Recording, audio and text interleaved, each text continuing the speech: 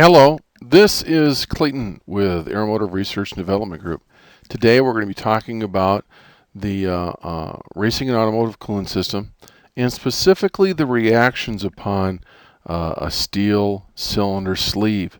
In other words, cylinder wall cleanliness for improved heat transfer, and the test that was conducted. Common water and coolant system treatment versus technical directive with 21st century chemistry. You see, the previous engine program for about 10 years, all the way up until about 2010, 2011, the engine program used one engine, all right, for the Indy series. It was a V8 engine, it was a 4-liter, as you can see. It was used with all the racing teams.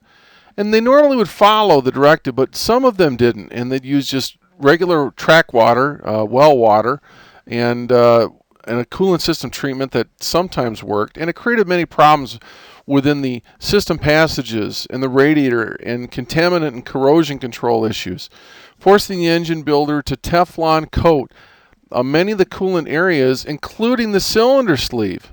Okay, and this to reduce the corrosion because they weren't putting the correct product in it. Now you've got to understand that a lot of these programs are like $1 million per racing team. Yeah, that's $1 million per car per racing team for the series. All right. So furthermore, the engines back in the day with the 4-liter V8 would only have to last about 1,000 miles, and the engines with the V6 Turbo program today have to last up to 2,500 miles. All right. So they had to Teflon this, which reduced heat transfer performance. All right. So they wanted to make a decision because the Teflon coating was not acceptable. It would hold heat, it wouldn't transfer the heat, and they wanted something new. So the following test was conducted in 2011 during development process for a better coolant system protection solution. And that product that was found was the SynMax Water Kooler treatment. Now, what it is, it was used with distilled water, and it would provide the protection for the steel and the aluminum, thermal system performance, and protection of the metals, and especially it wouldn't create system pressure and many other advantages, which we'll get into later. A confidential test was conducted by an engineering firm to show protection upon high performance steel material components within the coolant system.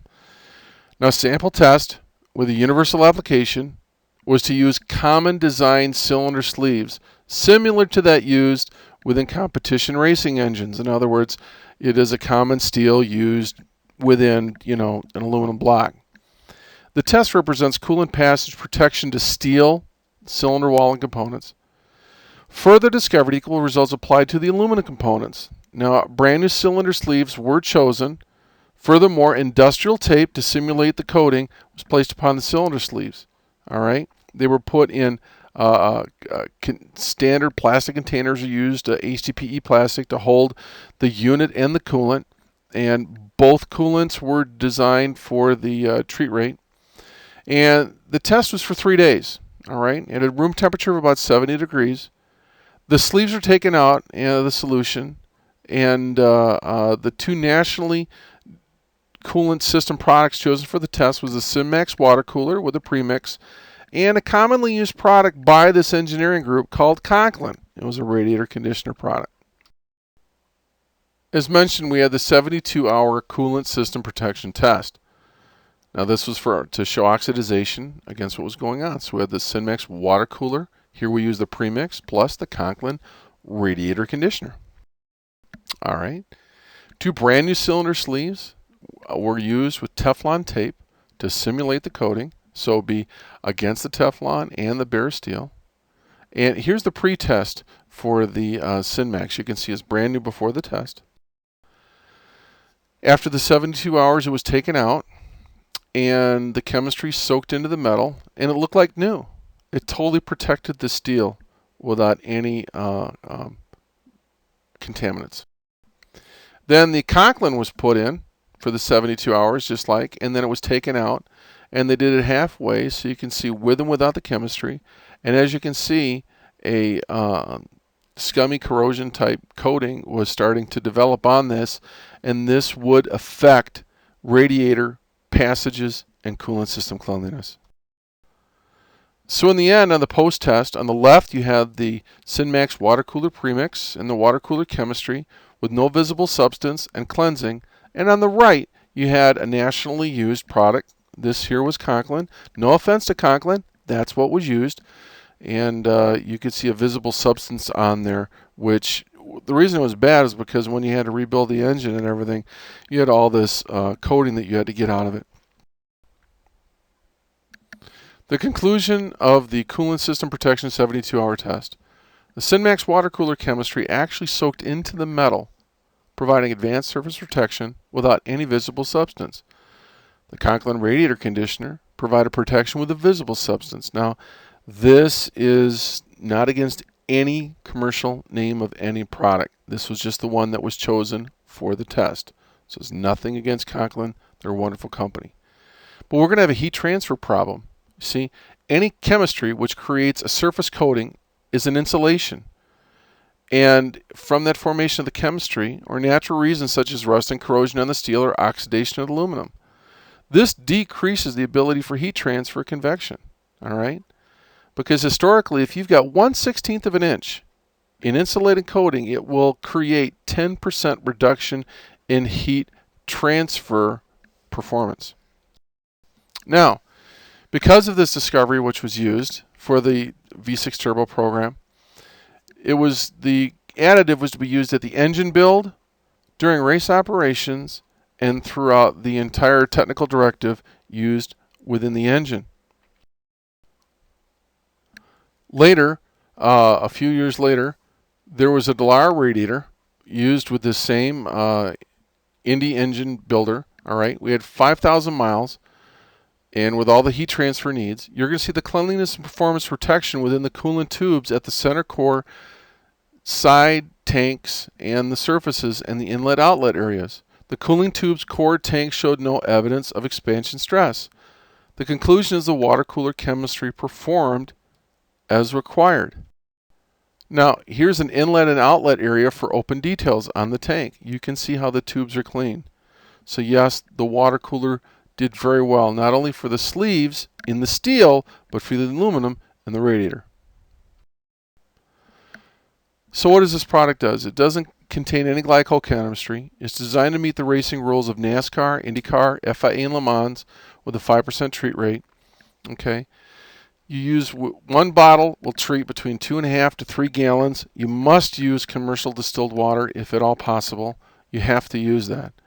It's going to provide thermal system performance repeatability, coolant system efficiency, heat transfer and convection capability, film boil performance. It's going to reduce the temperatures within the cylinder head combustion chamber and radiator. All right, reduce contamination of the coolant system passages, as we've seen, reduce foaming and cavitations, and especially help prevent the alloy gases and undue system pressure.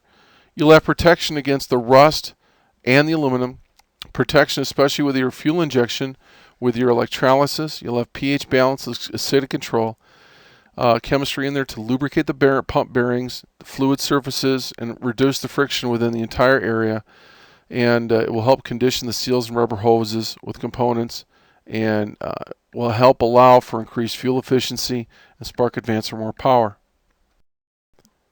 Now, if you desire not to have it in the additive form, you can get it in the premix racing coolant product. Now, this is the non-antifreeze.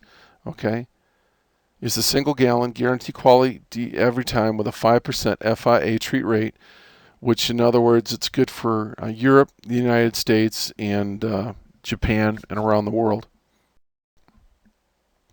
So who uses this? Well, since 2012 in this V6 program with this engine manufacturer, we've got 5 IndyCar Manufacturers Championships from 2012, 13, 14, 15, and 16. This performance can be used for you too. Should you need a radiator antifreeze product, one is available with the Aeromotive coolant. It's a bio-based product, uses no glycols, and is a tremendous. Now, it was used with this IndyCar manufacturer, this type product, during the winter test sessions and winter dyno sessions within the engineering firm. The Aeromotive coolant is extreme duty formulation, does not have any glycols. You can read on this. It does many of the same performance capabilities of the water cooler, except it's designed for long life, like 50,000 hours of commercial operations with an anti-unpressurized boil, anti-boil of 300 degrees and antifreeze of like 90 below. It's a tremendous product to be considered for use in automotive and commercial uses. This same coolant that was designed for racing is also designed, proven durability in racing, designed for the military, marine, and commercial applications. Gasoline and diesel, extreme duty long life needs.